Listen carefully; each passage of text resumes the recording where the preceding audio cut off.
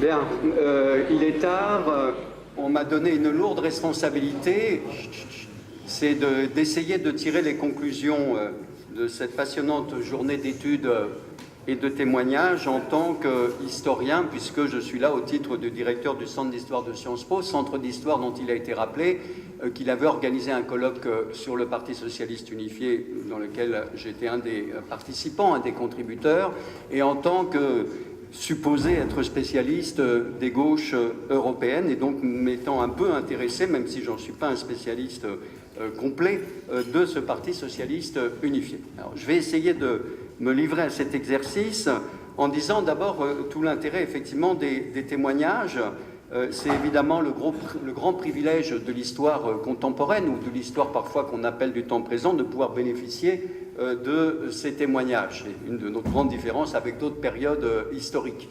En même temps, je suis tout à fait frappé, étant un peu extérieur à votre histoire, combien ça reste passionné, passionnant et parfois vif, que certaines plaies sont encore ouvertes, et en même temps ce sentiment de communauté qui vous unit. Et à partir de ça, je voudrais faire quelques réflexions. D'abord sur le PSU. Très souvent, je me rappelle dans ce colloque que nous avions fait sur le PSU, on avait dit qu'est-ce que c'est finalement ce parti, qui d'ailleurs n'est pas seul cas, et c'est peut-être quelque chose qui a manqué dans cette journée, c'est toute la dimension de restituer le PSU dans un moment international de la gauche européenne, où d'ailleurs, j'y reviendrai tout à l'heure, Michel Rocard a joué aussi un rôle tout à fait important. Et on avait dit, le PSU finalement, c'est un petit parti à l'échelle de l'histoire des partis politiques dans un pays, la France, où les partis politiques n'ont jamais été très puissants, on le sait. C'est un petit parti, mais qui a eu une très grande influence. Mais ce qu'on voit dans une journée d'aujourd'hui, c'était le cas dans le colloque aussi qui a donné naissance à ce livre sur le PSU, c'est combien la dimension partisane est importante. Très souvent, moi qui ai longtemps étudié le Parti communiste, les communistes écrivaient le Parti communiste, le parti avec un P majuscule, et on a souvent théorisé sur cette sacralisation du parti. Mais on voit que ce n'est pas le monopole des partis communistes, quand bien même, bien sûr, le Parti communiste français, surtout le Parti français, n'a rien à voir avec le PSU. Mais la dimension partisane, qui aujourd'hui disparaît complètement, et pour les jeunes générations, je vois avec les étudiants qu'on a à Sciences Po, ne signifie quasiment rien, j'y reviendrai là aussi, combien c'est important comme structure de sociabilité, comme vie en commun, comme affrontement, surtout dans une période, affrontement idéologique, politique, lutte pour le pouvoir, c'est ça aussi un parti, et y compris un parti qui voulait, et là aussi j'y reviendrai, rompre avec les pratiques traditionnelles, notamment de la SFIO et du Parti communiste. Donc l'importance partisane, je crois, est particulièrement sortie de cette journée, y compris en termes de mémoire et de revisitation de vos expériences militantes. La deuxième série de réflexions, c'est la plus difficile, c'est évidemment celle qui concerne Michel Rocard. Patrick Vivray a insisté, Robert Chapuis, qui fut mon professeur il y a très longtemps au lycée Buffon, mais j'étais très mauvais dans la discipline qu'il enseignait, comme d'ailleurs dans beaucoup d'autres. Bon, passons sur ce petit moment d'égo-histoire. À rappeler, il ne faut pas faire de déterminisme, il ne faut pas avoir une posture téléologique, il ne faut pas tomber dans le fameux défaut qu'avait épinglé Pierre Bourdieu de l'illusion biographique, et donc c'est toujours difficile de reconstituer une trajectoire parce que justement, ça a été dit aussi, je crois que c'est très important, il y a des influences, il y a des moments, il y a des ruptures, il y a des hésitations dans une vie politique, surtout en fonction des circonstances, et particulièrement celles qu'on a évoquées pour la période 1960-1974. Mais moi, j'ai fait une sorte de petite mosaïque comme ça, en entendant une sorte de patchwork où, évidemment, on peut essayer de retrouver ensuite l'unité d'un homme avec toute la précaution qu'il faut le faire. D'abord, c'est une banalité, mais je crois que c'est très important à rappeler, c'est un militant, c'est un véritable politique, c'est un homme de parti, j'y reviens sur ce point-là, c'est un homme de parti, et je crois que même dans ses dernières déclarations à l'égard d'Emmanuel Macron, ça s'est très bien vu, cette dimension partisane qu'il a gardée jusqu'au bout, quels que furent justement ses différents choix partisans. Mais pour lui, je crois, mais il y a des gens bien plus compétents que moi ici, parce que vous l'avez connu, c'est la démocratie ça suppose des partis politiques. Et le socialisme ne pouvait se matérialiser que dans une structure de parti. Et ça, c'est évidemment très important. Alors, c'est une banalité, mais ce qui est aussi, qui a été mis en valeur, je crois, au cours de cette journée, c'est cette dimension des multiples réseaux qu'un leader de parti constitue. Ce qui n'est pas le cas de tous les leaders. Des réseaux, on en a évoqué, les réseaux chrétiens, des réseaux syndicalistes, des réseaux de clubs, des réseaux aussi, je crois que tu l'as dit Robert très rapidement, ou quelqu'un l'a dit, du côté du milieu patronal. On a cité Ribou et Bidguin, et permettez-moi juste, alors vraiment ce petit souvenir, il se trouve qu'en 1969, donc j'avais 17 ans, je fréquentais les enfants de José Bidguin, et moi je me rappelle la soirée électorale chez José Bidguin et Martine Bidguin, qui était d'ailleurs très proche de Michel Rocard, se faisait dans dans le magnifique hôtel particulier de José Bidguin. Et moi, j'avais été étonné de voir que Michel Rocard était au 35 ou au 37 de la rue de l'Université, si je me souviens bien. Voilà, donc, bon.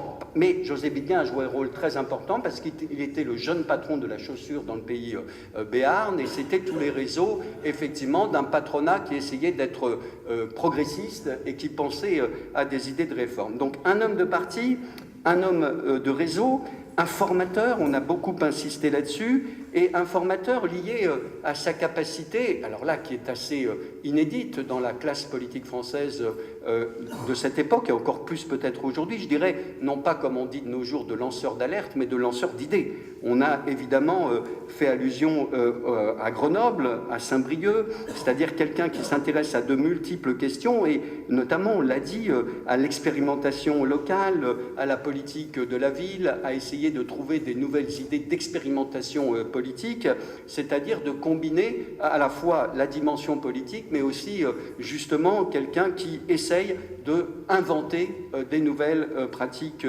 politiques. Et il me semble que c'est lié aussi à un autre élément qui a fait la personnalité de Michel Rocard, c'est sa dimension intellectuelle. Mais pas n'importe quelle dimension intellectuelle, et ça m'intéresse beaucoup. C'est-à-dire que c'est plus simplement l'intellectuel au sens de l'homme de lettres, du philosophe, mais c'est ici l'émergence, c'est quelqu'un qui est en phase avec cette nouvelle génération, pas génération d'ailleurs, cette nouvelle structure d'intellectuels qui s'impose à partir des années 60, beaucoup plus liée à l'économie, beaucoup plus liée à la sociologie. Et d'ailleurs, on sait les contacts qu'il va avoir progressivement, par exemple, avec toute la sociologie autour d'Alain Touraine. Mais on oublie aussi Michel Crozier, qui pourtant fait d'autres choix politiques, mais qui va réfléchir sur la société bloquée.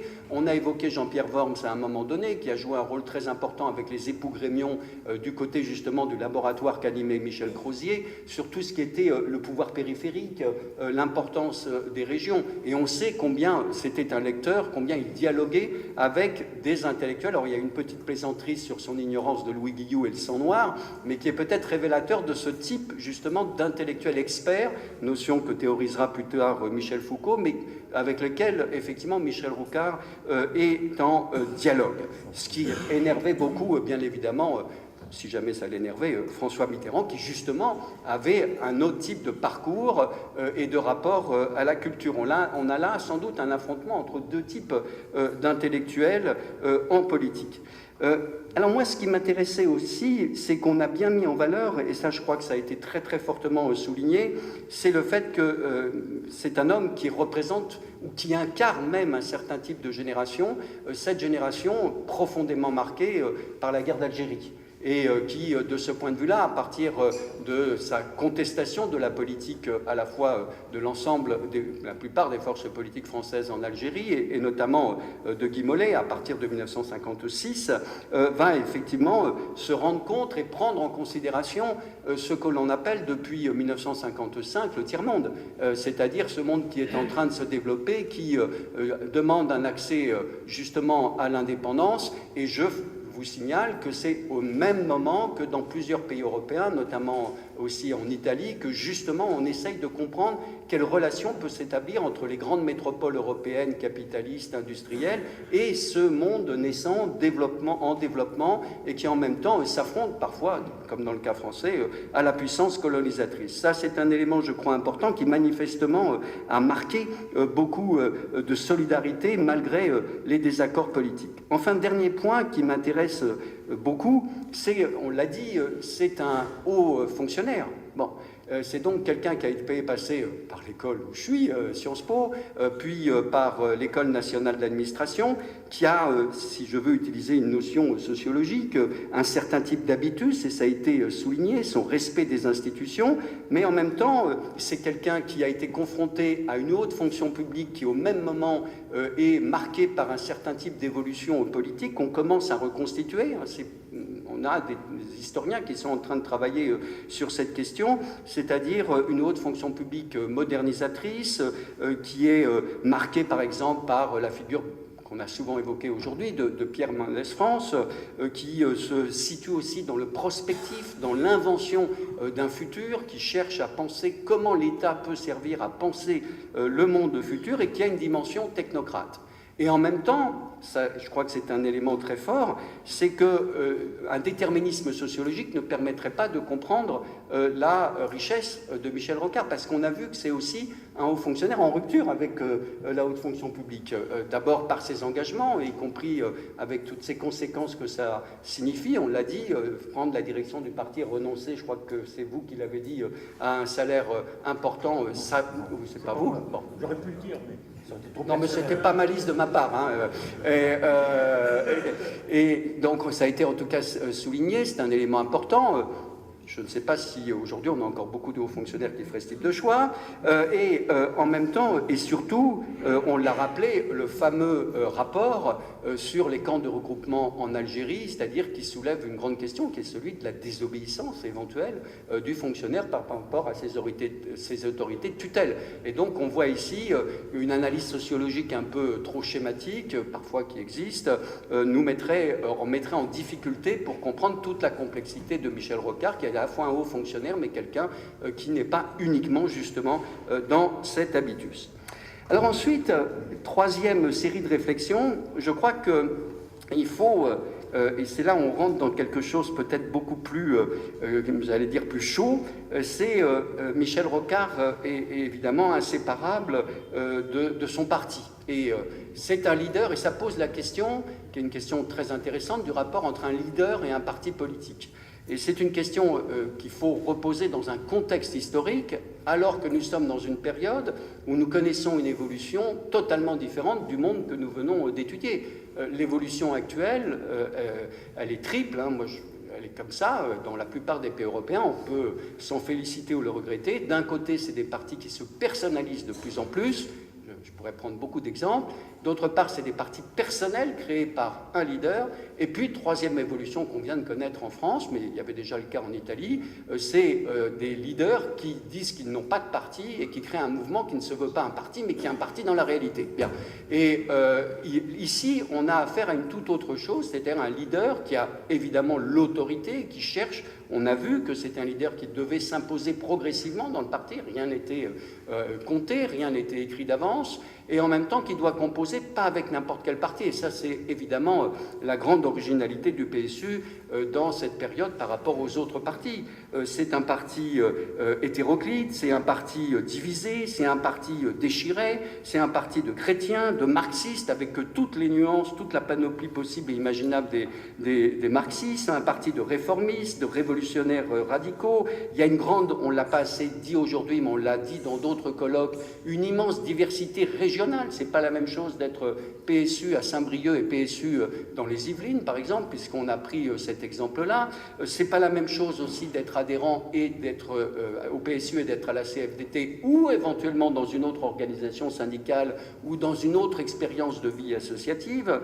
Et puis, c'est pas la même chose d'être socialiste unifié selon sa profession. On a évoqué des professions intellectuelles, il y a des professions plus techniciennes. Il ne faut jamais oublier effectivement que le PSU a été présent dans toutes ces luttes ouvrières qui se développent avant 1968, qui ont été étudiées en particulier notamment par Xavier Vignat dans un livre qui s'appelle L'insubordination ouvrière et qui montre la progression des luttes, notamment dans les petites entreprises de l'ouest de la France où il y avait une présence du PSU.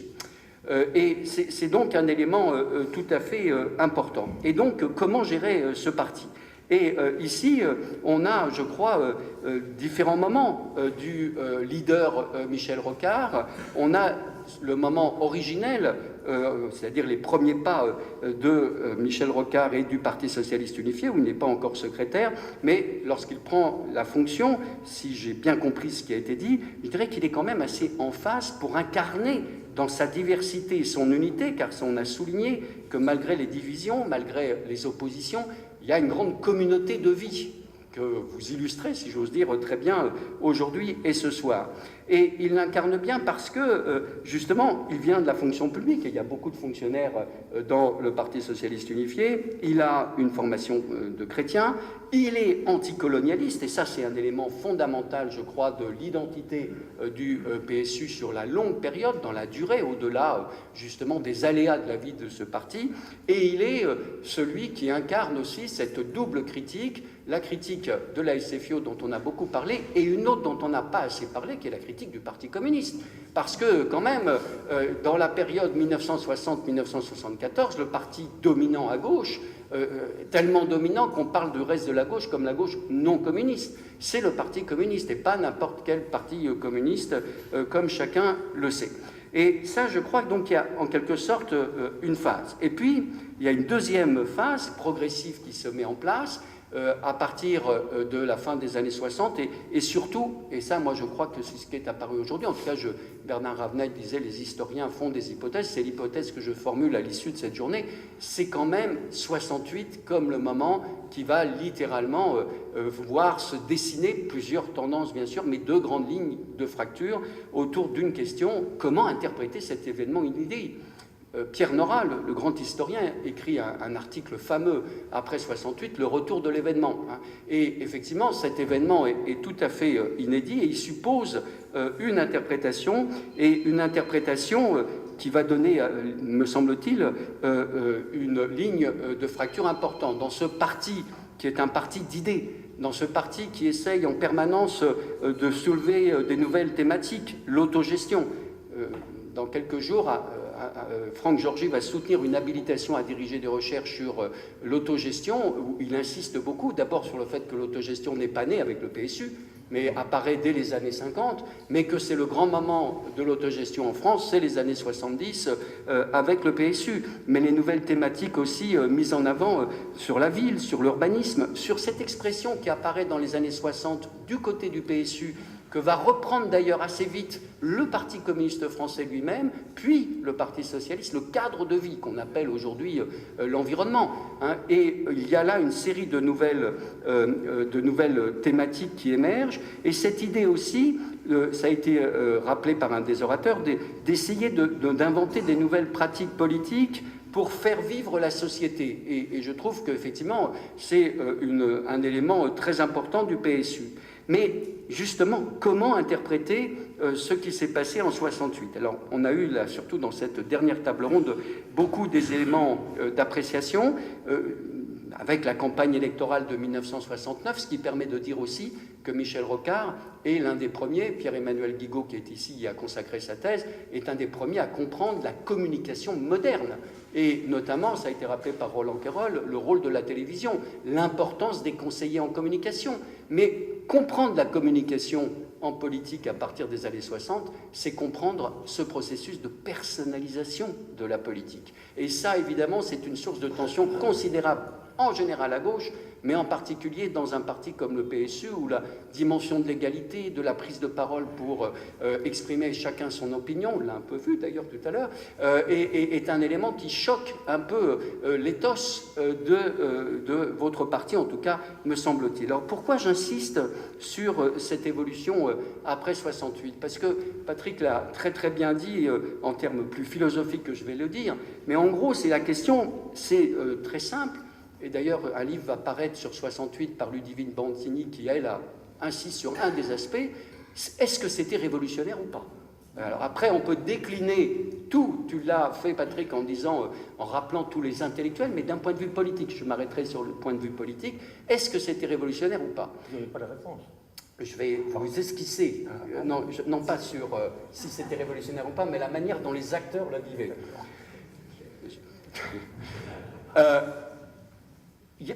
il y en a pour qui c'est très simple.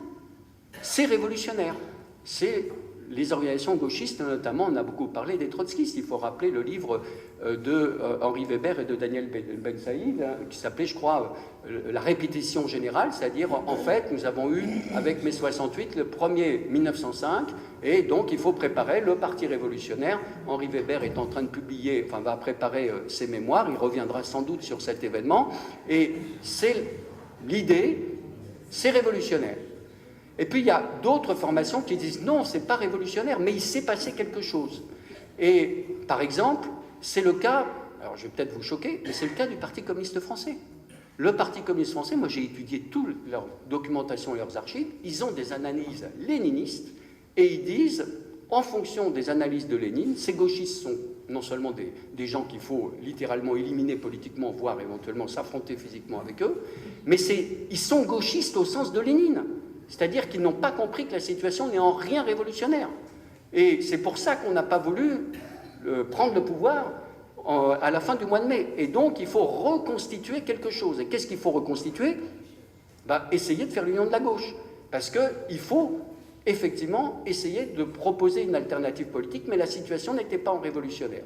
D'où, effectivement, avec la reconstitution du Parti socialiste autour de François Mitterrand, le programme commun et l'union de la gauche. Or, il me semble que la tension fondamentale du PSU, c'est que ces deux analyses étaient présentes au sein du PSU.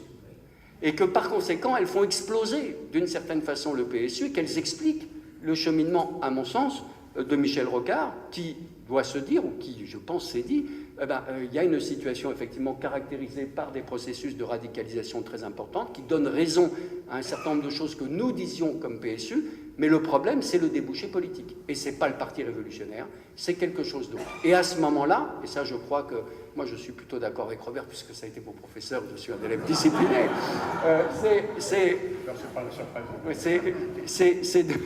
c'est de dire, il y a quelque chose qui se passe, et ce qui se passe, mais c'est fondamental, c'est le Parti socialiste d'Épinay 1971, c'est le programme commun 1972, et pour vous donner une idée, le Parti communiste, dans les années 70, est dans une situation de grande embellie militante. Il perd la bataille électorale contre le Parti socialiste, mais on a calculé, maintenant qu'on a les archives du Parti communiste qui sont ouvertes, la progression de militants. Et qu'est-ce qu'ils recrutent comme militants? Des militants passés par des organisations gauchistes qui très rapidement se rendent compte de l'incapacité, de l'impuissance politique et qui hésitent entre deux partis. C'est plus le PSU. C'est soit le Parti communiste, parce qu'au moins ils ont une structure solide, ils sont implantés dans la classe, comme disent un certain nombre d'ex-gauchistes ou de jeunes révolutionnaires, entre guillemets, des années 68, et qui se disent il faut aller vers ce parti. Bon, certes, il a des défauts, mais au moins il est implanté. Et donc il y a une embellie véritable, ce qui fait que le Parti communiste pense qu'il peut gagner son unité dans l'affrontement avec le Parti socialiste, et il commet lui-même une erreur. Ou alors, l'autre possibilité, c'est un Parti socialiste qui récupère un certain type de thématiques venues du PSU avant même les assises du socialisme, et qui, par conséquent, je le résume d'une formule, il y a une offre politique qui change tout. Et là, Robert, un point de désaccord. S'il n'y a pas eu ce qui s'est passé en Italie, c'est parce qu'il y a eu l'union de la gauche et le programme commun. C'est parce qu'il y avait une perspective politique qui en Italie n'existait pas, parce qu'il n'y avait pas d'alternance possible dans le système, puisque le Parti communiste italien était à l'opposition. C'était un grand parti communiste, mais il ne pouvait pas arriver au pouvoir, parce que ça voulait dire un renversement d'alliance internationale. Et par conséquent, c'est un élément très important. Je crois qu'il y a quelque chose qui a été dit sur le Chili qui est très important, c'est l'impact de ce qui s'est passé au Chili le 11 septembre sur la gauche européenne, et notamment en France, en Italie, où le raisonnement, c'est de dire, mais est-ce que ça ne pourrait pas nous arriver aussi? Il y a quand même toute l'idée de l'obsession qu'il pourrait y avoir un golpe, qu'il pourrait y avoir une armée, qu'il pourrait y avoir... Et donc, l'offre politique est une offre politique réaliste. Voilà les quelques conclusions que je voulais donner, qui n'en sont pas, évidemment, des conclusions, mais qui sont finalement des pistes de recherche, grâce à vous et grâce à vos témoignages. Merci.